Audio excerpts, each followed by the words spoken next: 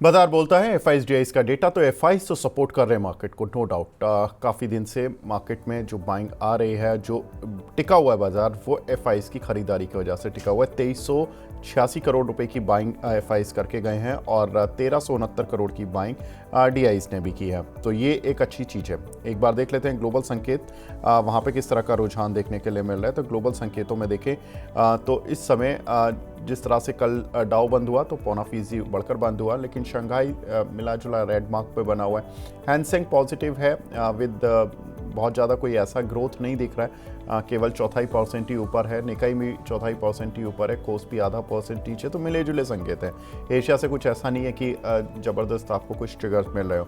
एक बार देख लेते हैं टॉप गेनर्स और लूजर्स, वहाँ से क्या रुझान देखने के लिए मिल रहा है, वहाँ पे कौन से शेयर हैं जो कि अच्छा रुझान दिखा रहे। तो शेफ्टर इंडिया करीब 6.5% ऊपर है, लोधा डेवलपर 5.25%, RHIM करीब 4.5%, गोदरेज प्रॉपर्टीज और नायम इंडिया करीब 4 से 4.25% ऊपर है।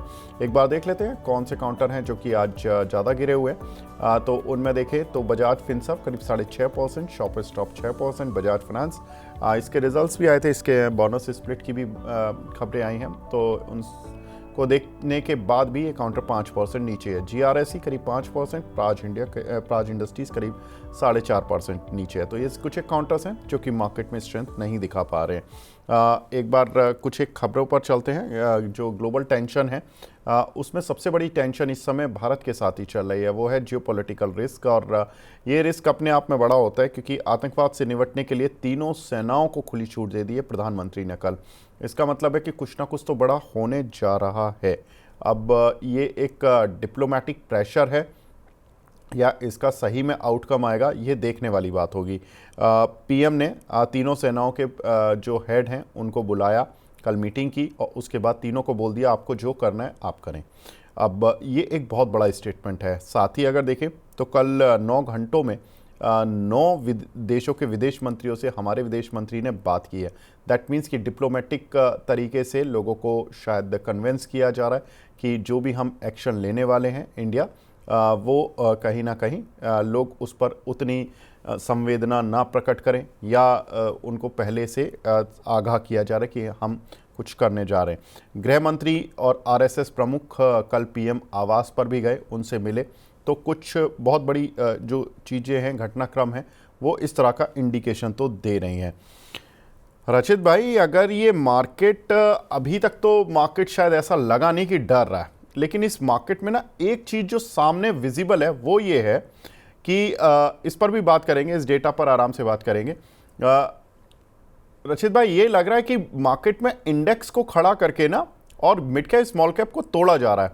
आप देखो तो पिछले 2-3 दिन से हो क्या रहा है, जब से भारत पाकिस्तान की टेंशन हुई, मार्केट नहीं डरा, इंडेक्स लेवल पर नहीं डरा, स्टॉक लेवल पर डर रहा है और स्टॉक लेवल्स में भी बहुत सारे शेयर टूट रहे हैं। आप शायद अगर स्क्रीन देखते हो, आपकी स्क्रीन पर अगर 100 शेयर होंगे, अगर आपने केवल 5 इंडेक्स के लगा रखे होंगे, उसमें कुछ एक बैंक हो और कुछ एक आईटी कंपनी हो और रिलायंस हो, तो इनको देखोगे तो आपको लगेगा मार्केट में कुछ हो ही नहीं रहा, कोई दिक्कत नहीं है। लेकिन अगर आप मिड कैप स्मॉल कैप को देखोगे तो आपको लगेगा कि पोर्टफोलियो तो उड़ता जा रहा है। ये टेंशन है या क्या है? देखिए, पहली बात तो एक बात जो आप बोले ना कि स्क्रीन देखते हो सर, मतलब स्क्रीन तो देखनी ही पड़ेगी।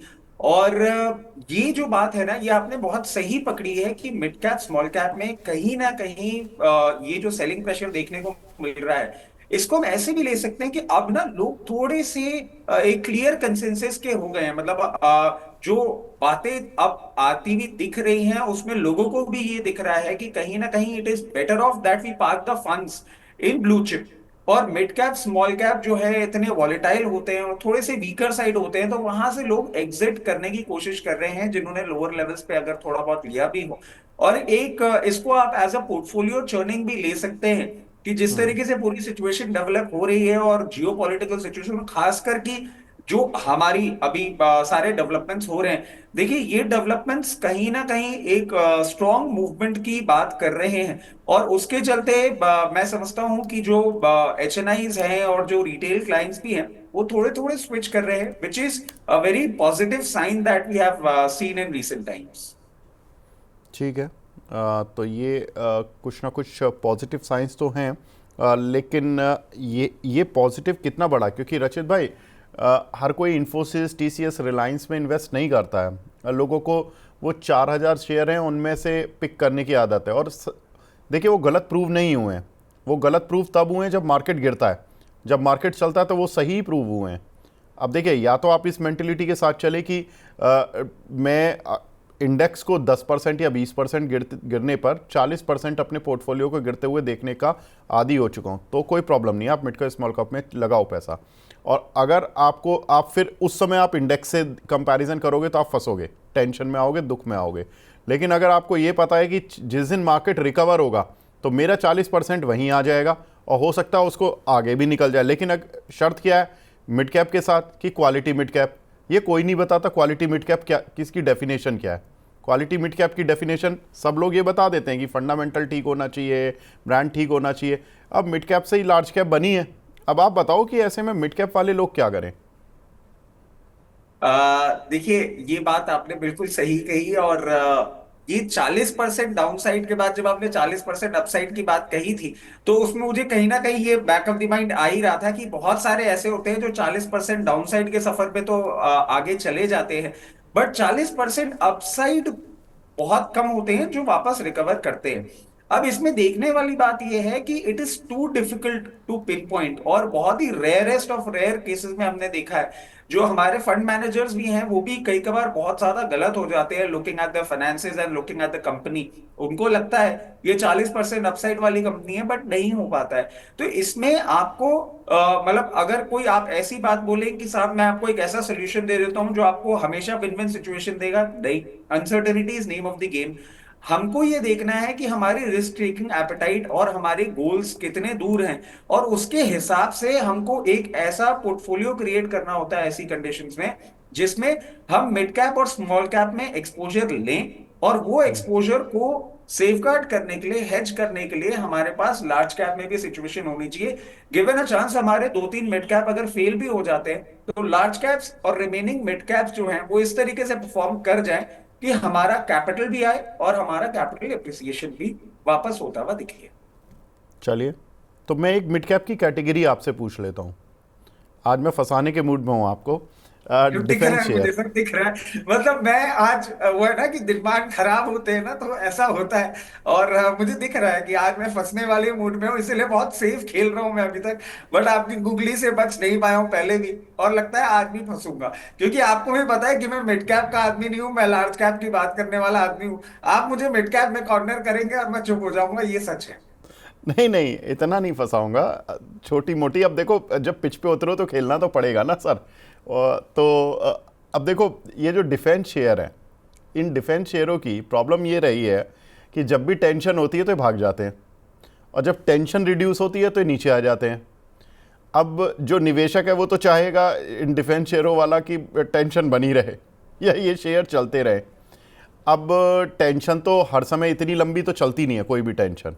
ये कोई रशिया यूक्रेन वॉर नहीं है 3 साल तक चलता रहेगा। अब क्या करें, जिन्होंने इस टेंशन के चक्कर में खरीद ली और ये शेयर सारे रनअप में आ चुके हैं। कुछ एक दो खबरें भी आई हैं ऑफ कोर्स कि ऑर्डर मिल रहे हैं कि 64,000 करोड़ रुपए के ऑर्डर वो जो राफाल वाले थे वो क्लियर हुए। कैबिनेट ने शिप वालों का भी एक प्रपोजल मंजूर किया। कल शिप वाले चले थे, परसों डिफेंस के सारे चले थे। ये अभी क्या करें, अब प्रॉफिट बुक कर लें या ये टेंशन आने दें, अभी और बड़ी होगी तो थोड़ा और पैसा बनेगा इनमें। देखिए सर, एक चीज है, टेंशन के अलावा ना सबसे बड़ी रियलिटी ये हो गई कि अब हम लोग जिस सिचुएशन में आ गए हैं, कहीं ना कहीं आप देखिए ये चीज देखने को मिल रही है कि डिफेंस स्पेंडिंग्स सारी कंट्रीज कर ही जा रही हैं। मतलब आपने देखा होगा हमारे बजट एलोकेशन में भी डिफेंस स्पेंडिंग अलग तरीके से दिखती है। अभी एक खबर थोड़ी सी धूमिल जरूर हुई है मगर खत्म नहीं हुई है। रशिया यूक्रेन के चलते जो पूरा यूरोप जो यूक्रेन को सपोर्ट कर रहा था वो कहीं ना कहीं अपने जो आर्म्स एंड एमिनेशंस है, अपने डिफेंस इक्विपमेंट्स थोड़े से लोअर लेवल पे जाके बैठा हुआ है, वो भी उसको रिफिल करने में लगे हुए हैं। उनकी कोई थोड़ी फंड एलोकेशन की प्रॉब्लम है, वो भी स्लोली एंड ग्रेजुअली ठीक होगी। उसके बाद आपको उसमें भी इंप्रूवमेंट देखने को मिलेगा। तो ये कहना कि ये सिर्फ इस टेंशन से चल रहे हैं, ऐसी रियलिटी नहीं है। कहीं ना कहीं डिफेंस स्पेंडिंग्स भी हो रही है, ये बात आपकी बिल्कुल सही है कि अभी जो हमने ट्रिगर पॉइंट देखा वो कहीं ना कहीं राफेल एम की जो डील है उसके बाद ही आपने HAL और क्योंकि वो मरीन्स हैं, राफेल मरीन फाइटर जेट्स खरीदे गए हैं, इसलिए थोड़ी बहुत शिप बिल्डिंग और इनमें भी मूवमेंट देखने को मिला। बट अगर आप ये बात बोलते हैं कि ये टेंशन ज्यादा लंबी नहीं चलेगी और यहाँ प्रॉफिट बुक कर लेना चाहिए, I really don't see it. If you're a long term investor you should always park your funds as of now, जो जियो पॉलिटिकल सिचुएशन दिख रही है। क्योंकि इसमें विवेक सर, मैं कोई गलत बात नहीं बोलना चाहूंगा, बट आप देखिए कि जो हमने पिछले कुछ सालों में सिचुएशन देखी है, रशिया यूक्रेन अभी तक खत्म नहीं हुआ है। इसराइल कभी शांत हो जाता है, कभी वापस से एग्रेसिव हो जाता है। हम अगर ये सिचुएशन में जा रहे हैं और हम भी ये सिचुएशन ज्वाइन करते हैं, तो हो सकता है कि कहीं ना कहीं और भी कोई ट्रिगर पॉइंट हो जाए। मतलब I should not be sounding like a geopolitical expert, but एक छोटा सा अपडेट था, I don't know how much of it is true, but Pakistan has started off taking it's fighter jets from away from Indian borders, क्योंकि उनको ऐसा लग रहा है कि जो उनका अफगान साइड बॉर्डर है वो सेफर है टू पार्क देयर जेट्स। और उस सिचुएशन में आप देखिए उधर अफगान भी तैयार होके बैठा हुआ है to attack on Pakistan. Baloch situation भी खराब दिख रही है। तो मल्टीफोल्ड ट्रिगर्स हो सकते हैं, और उसके चलते आप देखिए डिफेंस जो है वो अभी फ्लेवर रहने वाला है कुछ टाइम तक। प्रॉफिट टेकिंग नहीं, बट अगर हाँ आप एक ट्रेडर्स हैं तो लेवल्स के हिसाब से स्टॉक बाय स्टॉक आप एग्जिट पोजीशन बना सकते हैं by booking profits. Long term investor should stay. अभी ये स्टोरी थोड़ी लंबी चलने वाली, मतलब not talking about India path, but वैसे भी जियो पॉलिटिकल टेंशन अभी इतनी जल्दी खत्म होता हुआ नहीं दिख रहा है, यहां से और एक्सक्लेट ही होएगा थोड़े टाइम तक एटलीस्ट। मतलब आपको लग रहा है इंडिया और भी लड़ेगा अभी? नहीं सर, इंडिया नहीं, आप सिर्फ इंडिया में ही नहीं सप्लाई कर रहे ना, आपके एक्सपोर्ट्स अच्छा। ऑर्डर भी।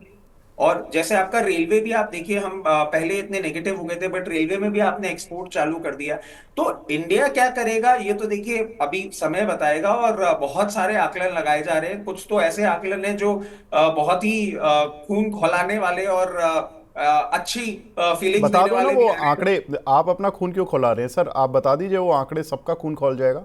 नहीं नहीं, खून खौलाने मतलब जोश भरने वाले हो रहे हैं सर, सर कि क्या जो क्या। भी है, अगर जोश भी आना है तो सबको आए सर, नहीं आपको सर, क्यों आ रहा नहीं है? नहीं नहीं, मैं ये बातें देखिए यहाँ नहीं बोलूंगा, फिर मैं ट्रोल हो जाऊंगा और उसका कोई फायदा नहीं अरे होगा। सर तो आपके आप हम बचा लेंगे आपको ट्रोलिंग से। हम आप बताओ तो ना, दर्शकों को सर पता तो देखिए, चले सर कौन सी चीज आप दिल में छिपाए बैठे हैं।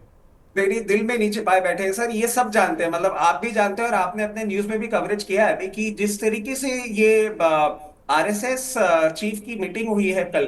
सर ये यूजुअली एक यूजुअल साइन नहीं है, मतलब ये आपका और हमारा मिलना नहीं है कि अच्छा भाई मिले, चाय नाश्ता किया और चले गए। ये जब भी हुई है तो कोई बड़ा डिसीजन लिया गया है। अब आपने ही ये बात कवर करी कि 9 देशों से उन्होंने बात करी है। सर US, रशिया, इजराइल, ये ऑलरेडी आपके फेवर में थे। उन 9 देशों जो कि आपके साथ एक अच्छा अलायंस रखते हैं, उनसे कम्युनिकेशन करके सिर्फ इतनी सी बात बोली गई है कि अब हम जो एक्शन लेने वाले हैं उस एक्शन पे आपका रिएक्शन नहीं आना चाहिए, because that will be ruthless. और sir I might be wrong. Again, I'm putting it like this. I might be wrong, but this time it will not be Balakot. This time it will not be Uri. It will be bigger than that. और उसी की सारी तैयारी हो रही है। मतलब आपके ही शहर में आप देखिए, दिल्ली में 16 स्कूल खाली करा दिए गए हैं, टेम्पररी एयरफोर्स बेस सेटअप कर दिया गया है, वहां पे उनकी सारी ब्रीफिंग और वो सब हो रही है। Sir it is not a small thing to look at. मतलब अगर हमको सिर्फ बालाकोट या मतलब सर्जिकल स्ट्राइक नहीं है, it is I believe way bigger than that. अब ये किस तरीके से होता है और क्या होता है, ये एक देखने वाली बात होगी। और बहुत सारे लोगों की लॉन्ग टाइम पेंडिंग एक एक्सपेक्टेशंस भी है, जो कि हो सकता है इस बार ट्रू होती हुई दिख जाए और हमारा कश्मीर वापस से रीसाइज भी होता हुआ दिख जाए। तो बहुत आकलन लगाए जा रहे हैं, बहुत सारी चीजें हो रही है। बट लेट्स सी, जो डिप्लोमेटिक टाइम दिया था पाकिस्तान को, इफ आई एम करेक्ट 1 मई को वो ओवर हो जाता है। जो 7 दिन का आपको टाइम दिया था to take all of your diplomats and everybody away. फिर उधर इंडस की जो बातें चल रही, वहां पे भी बातें आई हैं कि बहुत सारे डैम ऑलरेडी काम चल रहा था और बहुत सारी चीजें हो रही हैं।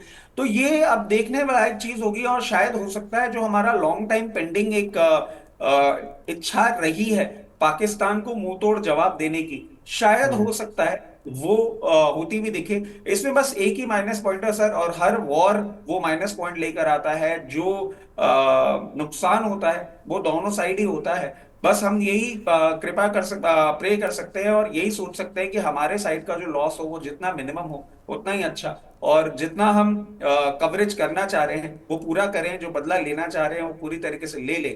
बिल्कुल। सरकार उस तरीके से मूवमेंट तो दिखा रही है। Rest I believe first week of May we have to see as to how the tables turn and what would be the plan of action. वैसे मैं एक चीज़ बताऊं रचित भाई, ये मई का जो महीना है ना, इसमें ही कारगिल वॉर शुरू हुआ था 3 मई से। ठीक है। और आपने जो एक बात कही ना वो बहुत अच्छी लगी मुझे और बहुत इम्पॉर्टेंट थी कि ये इस बार वो उरी हमला, बालाकोट वाला हमला, वो उसका जवाब नहीं है। इस बार जो तेवर दिख रहे हैं इंडियन गवर्नमेंट के वो कुछ अलग दिख रहे हैं। लेकिन चूंकि वो डेटा दिखाना जरूरी है कि उस समय स्टॉक मार्केट कैसे रिएक्ट कर रहा था, तो मैं वो डेटा एक बार आप लोगों के साथ शेयर कर लेता हूँ कि किस तरह से हमारे मार्केट ने परफॉर्मेंस किया। जब 2019 में ये घटना हुई थी पुलवामा वाली, तो 14 फरवरी से 1 मार्च के बीच में निफ्टी हार्डली 2% टूटा था। 2016 में जब उरी वाला स्ट्राइक हुआ था 18 से 26 सितंबर के बीच में, तो निफ्टी 2% टूटा था। हालांकि 29 सितंबर को आपको याद होगा जब हमारे यहाँ के आर्मी चीफ ने आई थिंक एक स्टेटमेंट दिया था आकर मीडिया में कि हमने कल रात हमने इस तरह से पाकिस्तान में जाकर सर्जिकल स्ट्राइक की थी 2016 में, तो मार्केट बहुत बुरी तरह टूटा था। मैं उस समय स्क्रीन ही देख रहा था और बहुत सारे शेयर 5-5 10% गिर गए थे।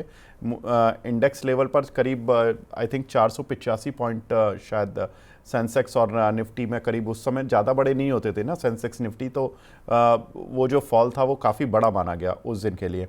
निफ्टी में भी 100-150 पॉइंट की गिरावट थी। मुंबई हमला जब हुआ था 26/11 सभी को याद होगा, तो उन 2 दिनों में निफ्टी इनफैक्ट करीब 2% चढ़ा था। तो उस समय पर तो वो हमला अलग तरीके से देखा गया आई थिंक। संसद पर जब हमला हुआ था 2001 में 13 दिसंबर को, तो उस समय भी मार्केट ने रिएक्ट किया था, 1% तक नीचे आया था। 1999 में जब कारगिल वॉर हुआ था तो 3 मई से 26 जुलाई तक चला था ये वॉर, और करीब निफ्टी ने 1% का नेगेटिव रिटर्न दिया था। लेकिन देखिए इन 4 में जो कारगिल वॉर है, कारगिल वॉर भी एक तरह का एक सर्जिकली था कि मतलब वो थोड़े दिन चला, एक पर्टिकुलर एरिया में था। संसद वाला जो था संसद में होकर निकल गया, मुंबई वाला मुंबई के एक होटल में होकर निकल गया, वहाँ के आसपास के रीजन को प्रभावित किया।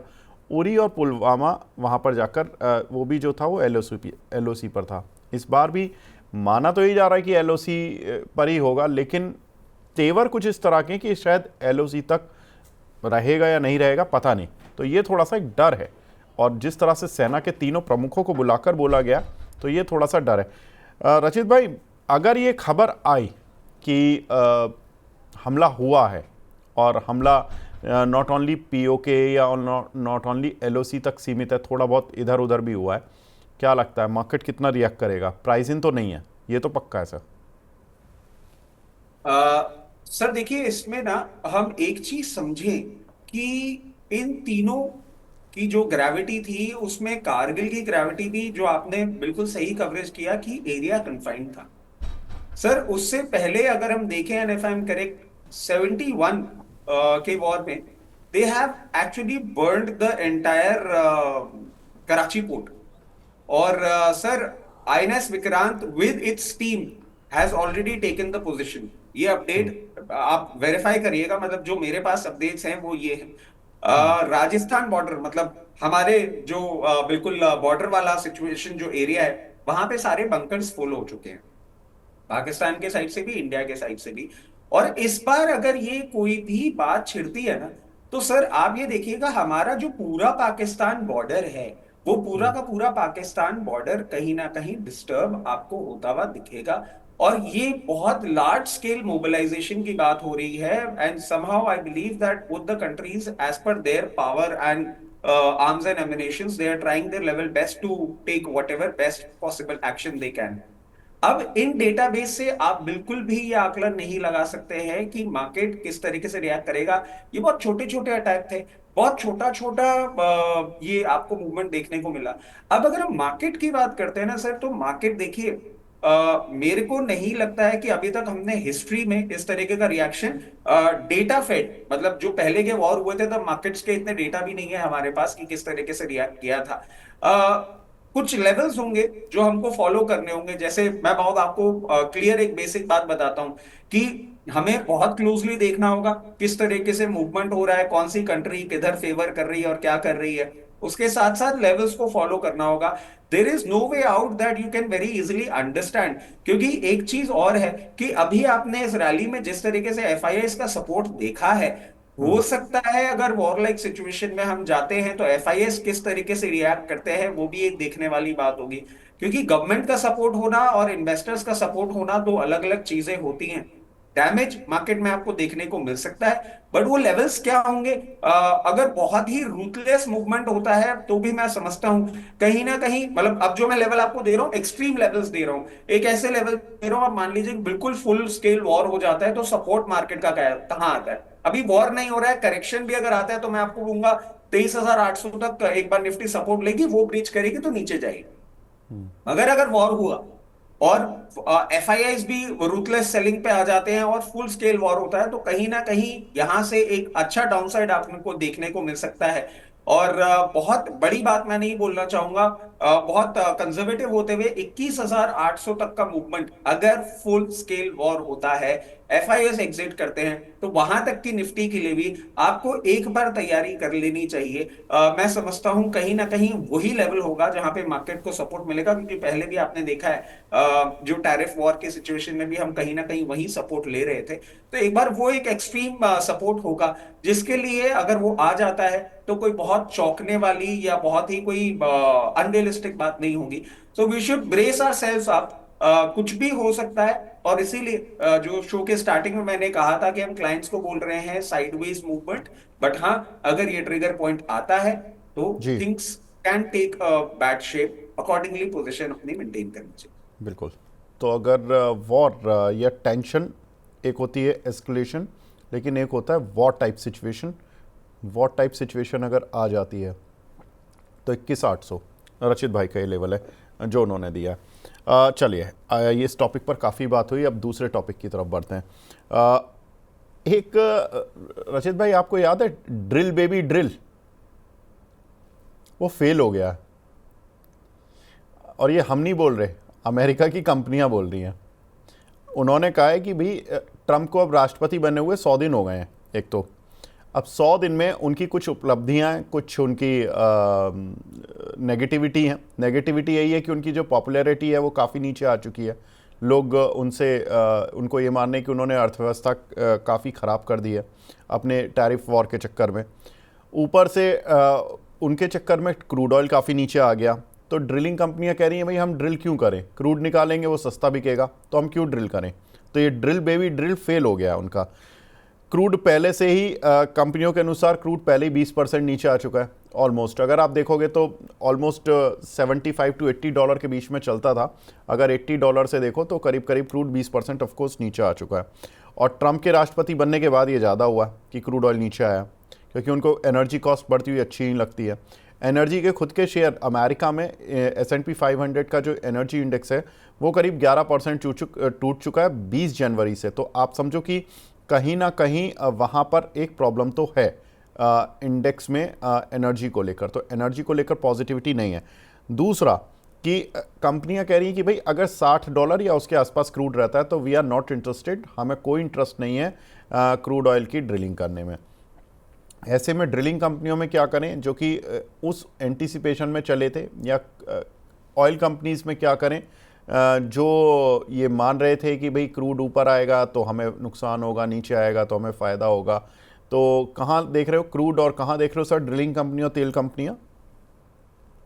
सर देखिए, एक चीज है कि ये अभी at the very face of it ना 100 दिन का जो बात हम कर रहे हैं उसमें बहुत ज्यादा हमें देखने को मिल रहा है कि बहुत बैकलैश मिल रहा है। बट मैं जितना समझ पाया हूं ना, देखिए ये एक स्ट्रैटेजी आई बिलीव सारी गवर्नमेंट्स की होती है जहां भी आपने डेमोक्रेसी देखी है कि इलेक्शन जब आप जीत कर आते हैं और अगर आप अच्छी सीटों से जीते हैं, you try to take chances. एंड इसके पीछे का एक सबसे बड़ा कारण क्या होता है ना सर, कि why do you take chances? क्योंकि अभी पता है आपका टेन्योर पूरा आपके पास है। हमारे पास 5 साल होते हैं, उनके पास 4 साल होते हैं। और उस टेन्योर की स्टार्टिंग में ना you try and do as many experiments as you can. इसके पीछे दो कारण, एक तो ये इलेक्शंस दूर हैं, इलेक्शंस के पास आते आते हम वापस से थोड़ी पॉपुलिस्ट एक्ट्स, थोड़े से पैसिफाई करने के लिए एक्ट्स कर सकते हैं। और ह्यूमन मेमोरी सर बहुत छोटी होती है, आप जितनी जल्दी उसको चेंज करना चाहें उतनी जल्दी चेंज कर सकते हैं। एक तो ये स्टांस है। दूसरा स्टांस क्या है कि हमें ये नहीं भूलना चाहिए कि कहीं ना कहीं उनका जो माइंडसेट है ना, वो चेंज नहीं कर सकते। मतलब मैं आपको एक छोटी सी बात बताता हूँ। अभी जैसे mid cap, small cap, large cap की बात हो रही थी, मैंने आपको क्लियरली कहा मेरा माइंडसेट ही लार्ज कैप का है। अब वो चेंज हो नहीं पाता है। आप मेरे से क्वालिटी मिड कैप पिकिंग बोलेंगे, मैं बहुत ज्यादा दिमाग लगा लूंगा, और हो सकता है आपके जो चैनल पे और एक्सपर्ट्स आते हैं वो बहुत इजीली बता पाए, मेरे लिए थोड़ा सा डिफिकल्ट हो जाता है, माइंडसेट नहीं है। सिमिलरली डोनाल्ड ट्रंप की अगर हम बात करते हैं ना सर, उनका माइंडसेट बड़ा क्लियर है कि इन्फ्लेशन फाइट करने के लिए ना क्रूड को नीचे होना बहुत ज्यादा जरूरी है। उनका थॉट प्रोसेस है, क्या कैलकुलेशन है वो जाने। तो अब इसमें ये सोचना कि क्या ये फेल हो गया, नहीं। क्या क्रूड और नीचे आ सकता है?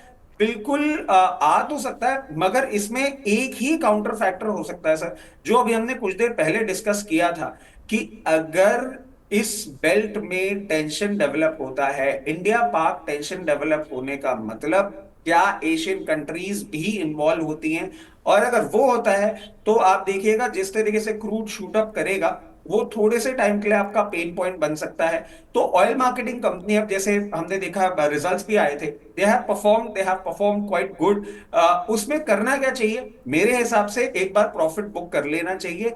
क्योंकि हाँ, अगर ये टेंशन एक्सक्लेट होती है तो आपका क्रूड का भाव ऊपर जाएगा ही जाएगा। डोनाल्ड ट्रंप साहब कितनी भी ड्रिलिंग कर लें, क्योंकि जियो पॉलिटिकल टेंशन में बहुत सारे सैंक्शंस भी लगते हैं, बहुत सारी चीजें होती हैं। Crude is potent enough, is poised in a situation that it might go up. In that case OMCs जो हैं उनमें जरूर आपको प्रॉफिट बुकिंग कर लेना चाहिए।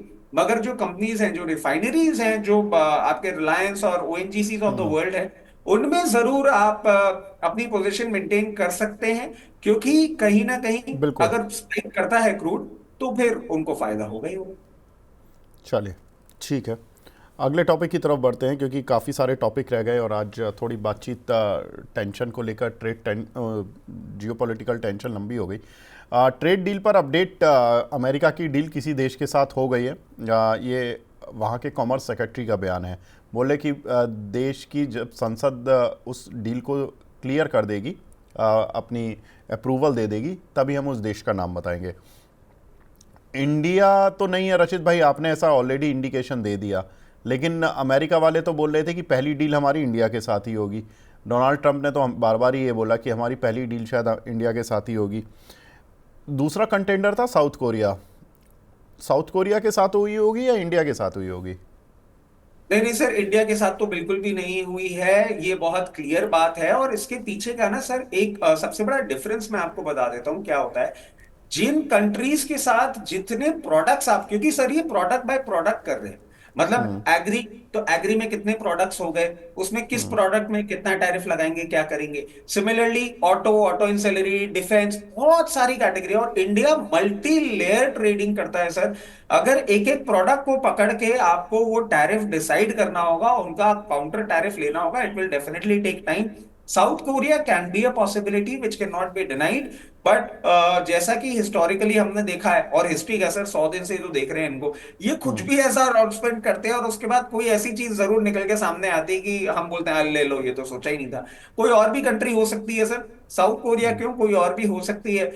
तो देखना होगा कि वो कौन सी कंट्री होगी। But at the very face of it, क्या इंडिया? नहीं, ऐसा नहीं है, इंडिया नहीं है। इंडिया में थोड़ा सा टाइम लगेगा सर। सर अगर इंडिया नहीं है और ये इंडियंस को पता लग गया, जो आप बता भी रहे हो, तो दिल टूट जाएगा। हम तो चली इस खुशी पे रहे थे कि हमारी इंडिया के साथ ट्रेड, अमेरिका के साथ ट्रेड डील हो रही है, ऊपर से भारत पाक टेंशन और हो गई, तो केवल एक ही सर्वाइवर रह जाएगा कि एफआईज का डेटा देखो और ट्रेड करते रहो। अगर जिस दिन एफआईज का डेटा रेड हो गया तो हम तो डर जाएंगे बुरी तरह से, राइट? नहीं सर, इसमें एक और चीज है जो हम कहीं ना कहीं इस पूरे डिस्कशन में ना भूलते जा रहे हैं, कि हमारे जो नंबर्स आ रहे हैं ना सर, वो नंबर्स भी री रेटिंग के कैंडिडेट खूब सारे बना रहे हैं। तो वो भी देखने वाली वो तो बात होगी, हमारे कॉर्पोरेट नंबर्स किस तरीके से आते हैं, हमारा टैक्स कलेक्शन का डेटा किस तरीके से आ रहा है, हमारी इंटरनल ग्रोथ भी तो है ना सर, अच्छा मतलब। चलिए आप बता दीजिए किस कैसे नंबर आ रहे हैं, और वो बता दीजिए ना, छोड़ो आप। नहीं, जैसे मिक्स बैक नंबर्स जो आ रहे हैं नहीं सर। सर, सर अच्छे नंबर आ रहे हैं खराब आ रहे हैं, बता दो ना सर, मतलब। Sir mix sir mix bag आ रहे हैं तो सारे सर मिक्स नंबर्स। बैग को पॉजिटिवली कैसे ले लेंगे? मैं वही आपको कह रहा हूं, तो सर फिर वो सेक्टोरियल री रेटिंग हो जाएगी ना। अब जैसे आपने अच्छा। कवरेज करी थी बजाज फाइनेंस की, अभी की Bajaj finance result, bonus, split, dividend उसके बावजूद टूट गया, क्यों टूट गया? गाइडेंस खराब आई।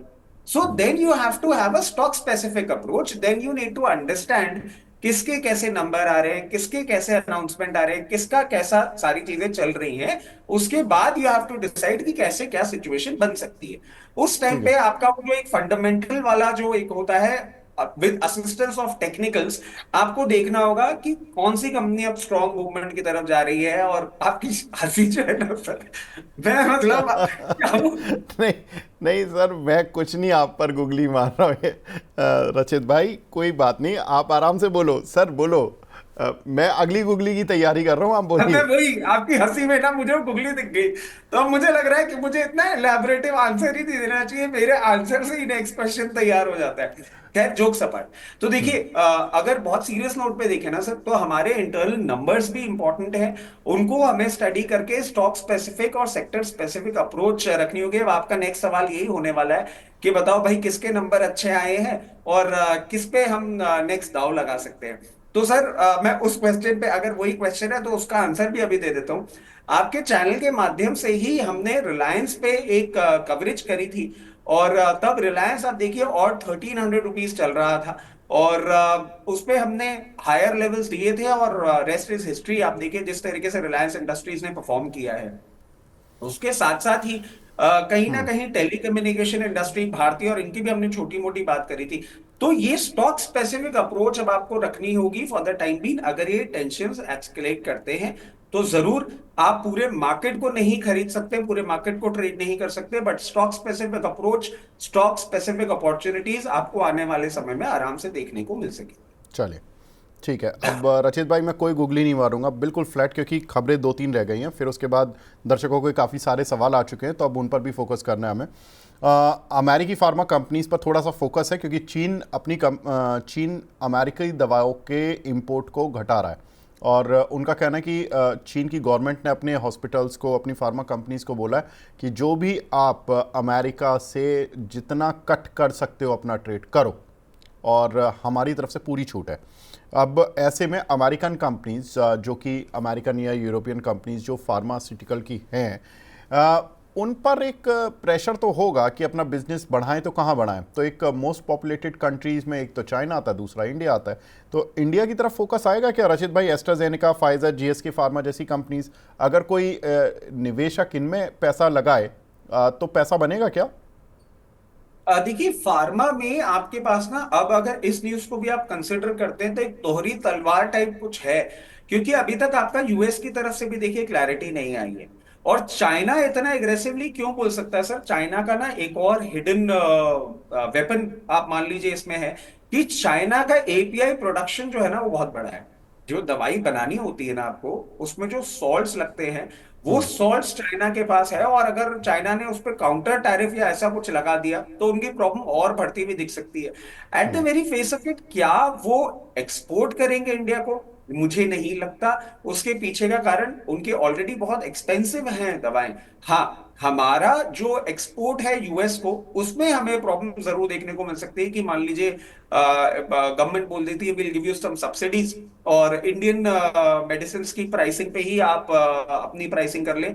वहां आपको कंपटीशन जरूर फेस करने को मिल सकता है। But before that particular thing, let's see US किस तरीके से बिहेव करता है, वहां से कैसा फार्मा का काउंटर टैरिफ आता है, और चाइना अपने एपीआई एक्सपोर्ट को और ज्यादा एक्सपेंसिव करता है, क्या करता है। एक बार वो चीज जब तक क्लियर नहीं होती, तब तक it will be too early to give a exit call on any of the pharma sector stocks.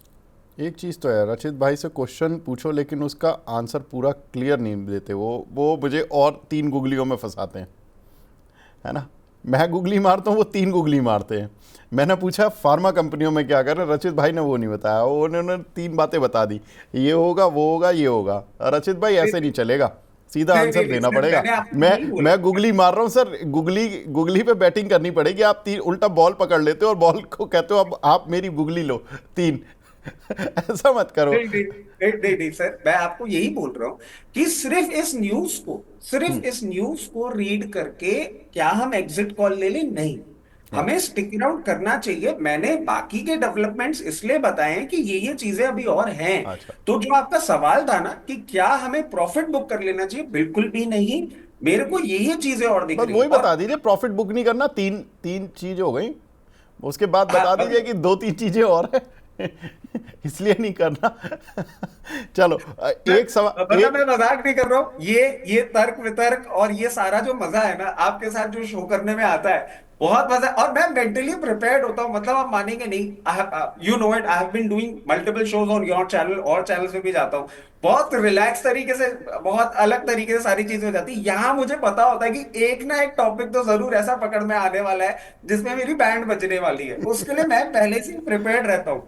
मतलब आज के दिन के शो के लिए मैं कल शाम से तैयारी करके बैठा हुआ होता हूँ कि कोई मैंने न्यूज तो मेरे आपको से ग्राफिक्स भेजे ही नहीं, मैंने तो ये बताया ही नहीं कि मैं किस टॉपिक को उठाऊंगा आज। हाँ वही तो आप सर। अब प्रिपरेशन कैसे कर रहे हो? मैं वही आपको बता रहा हूँ प्रिपरेशन कैसे होती है, शाम से चालू हो जाती है।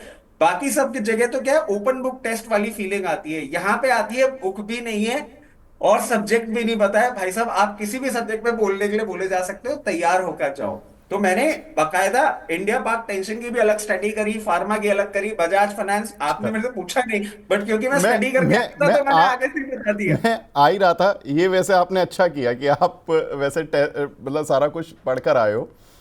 मेरे हमारे दर्शकों को आंसर मिलना चाहिए। देखिए, अल्टीमेट तो गोल वही है। Bajaj finance of course result ठीक लग रहे थे, बोनस आया, स्प्लिट आया, लोगों को ये लगा कि शेयर भागेगा, उल्टा आज गिर गया।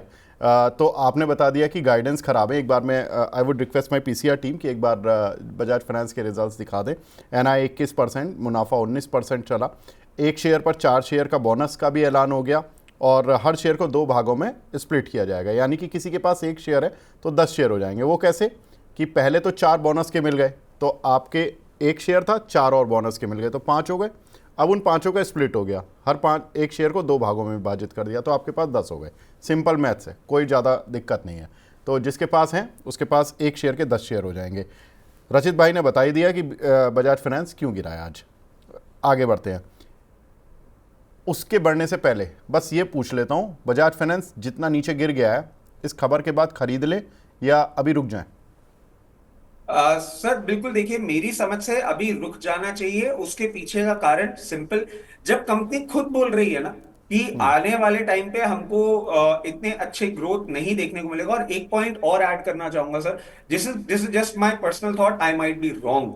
ये इतना एग्रेसिव बोनस और स्प्लिट किया ही इसलिए गया है कि इस गाइडेंस के बाद जिस तरीके से इन क्वार्टर्स टू कम इनका परफॉर्मेंस होगा ना, बहुत ज्यादा बीटिंग नहीं होगी पर्टिकुलर स्टॉक की। मतलब जब आपका एक अगर आप एक ह्यूमन नेचर की बात करते हैं ना, स्टॉक जब छोटा हो जाता है ना तो उसमें थोड़ी सी बीटिंग कम हो जाती है। मतलब अभी 10,000 का स्टॉक है, आप 8600 ला सकते हैं, या 9600 का था 8600 ला सकते हैं। 1200 रुपए का स्टॉक बचेगा, 1250 रुपए का स्टॉक बचेगा। बीटिंग रिलेटिवली, जी, मार्केट कैप तो जाएगा नीचे, बट ठीक बीटिंग है। रिलेटिवली थोड़ी कम होगी। इसीलिए मेरे को लगता है कि इन्होंने ये बोनस और स्प्लिट इस रिजल्ट के साथ अनाउंस किया है। अभी फॉर द टाइम बिंग बिल्कुल दूरी बनाए रखें, अभी ना खरीदें, एक बार इसको सपोर्ट ले लें दें, उसके बाद देखेंगे क्या करें।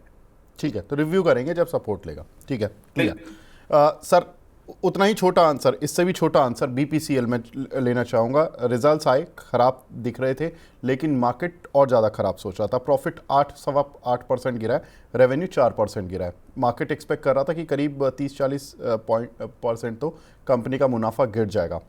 इस स्ट्रीट में मैक्सिमम साइड थी करीब 52% तक की प्रॉफिट गिरने की। उतना ख़राब नहीं आया। काउंटर ने पॉजिटिवली रिएक्ट किया क्योंकि एक्सपेक्टेशन से बेटर आया रिजल्ट। उसी के चक्कर में आईओसी भी मॉर्निंग में चला, एचपीसीएल भी चला, लेकिन अब तीनों नीचे आ रहे हैं धीरे धीरे। अभी इनको नीचे आने दें रचित भाई, या इनमें खरीदारी का मौका लग रहा है आपको? नहीं देखिए, आज आईओसी के रिजल्ट भी है, ये भी मैं बता दूं, और एक्सपेक्टेशन है फिनिश 75% प्रॉफिट गिरने की। फ्रेश पोजीशन देखिए बनाने के लिए मैं बिल्कुल भी सजेस्ट नहीं करूंगा। लेटली आपने देखा होगा सर, मार्च से लेकर अभी तक दे हैव शोन डिसेंट रनअप्स। अभी आपको हायर लेवल पे मैं ये जरूर सजेस्ट करूंगा कि प्रॉफिट बुक करते हुए चले।